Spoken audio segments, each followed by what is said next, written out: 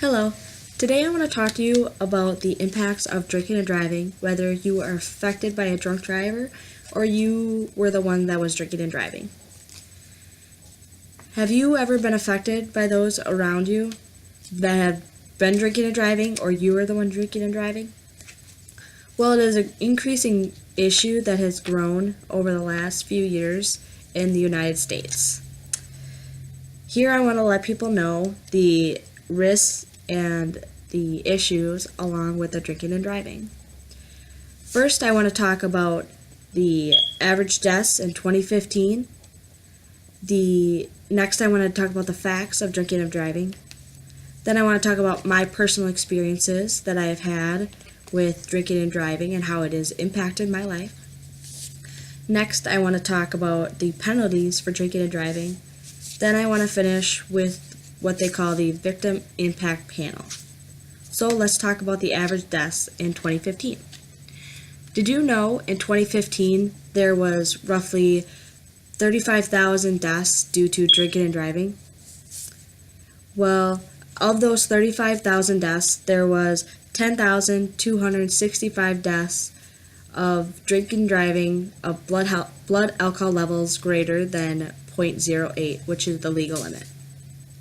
67% of those deaths were due to those with a blood alcohol level greater than 0.15, which is almost double the legal limit.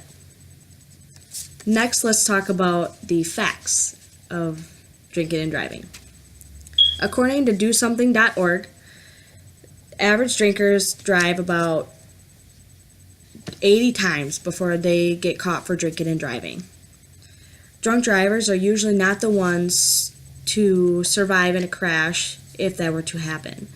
The victims are usually the ones to pass away, and they say the drunk drivers, the reason why they survive so much of crashes other than their victims is the alcohol avoids them from tensing up, which is what you usually do in a crash, and your body just kind of goes with the flow, so it helps you survive. More than the victims that are trying to help prevent the crash themselves. Next, let's talk about my personal experiences with drinking and driving. My father has a couple DUIs. He's had to pay fines. He's had his license taken away. My mother has 3 DUIs. She has had her license taken away, fines, house arrest. She's been in trouble many times. The cops used to know her by name and her car just to make sure and keep an eye on her to make sure she wasn't drinking and driving. My father-in-law has 5 DUIs. He has had to pay fines. He's had house arrest. He's had the ignition interlock that you get installed in your vehicle. He's had jail time. Each one of these people have impacted me to not want to go down the same road. I steer away from alcohol, and if I do drink, I definitely do not drive. I know the risks and the problems that can come with drinking and driving, and it's not something I want to be part of in my personal life. So next, let's talk about the penalties for drinking and driving. For the first offense of drinking and driving, you get fines of roughly $300, 6 to 9 months in jail, and ignition interlock in your vehicle if you have a blood alcohol level of greater than 0.15, which is almost double the legal limit. The second offense is about $300 to $1,100 in fines. You get a max of 6 months in jail, and your offenses increase as you have more. So you get more than 6 months in jail, and you have over $1,000 in fines.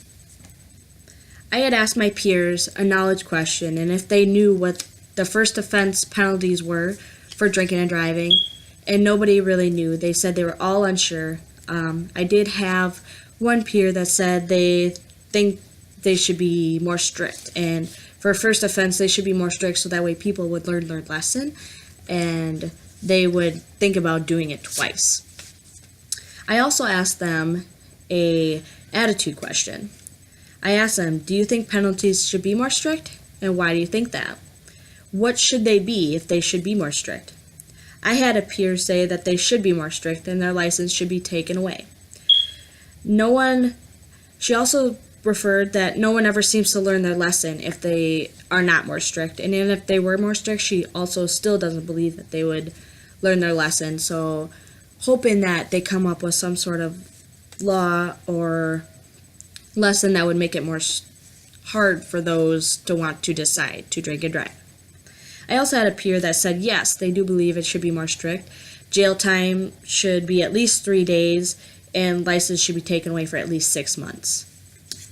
I also had another peer that said the penalties were okay, but for repeated offenses, they should definitely be more strict. So for the first offense, she thinks that they are just fine, and they should stay where they are at.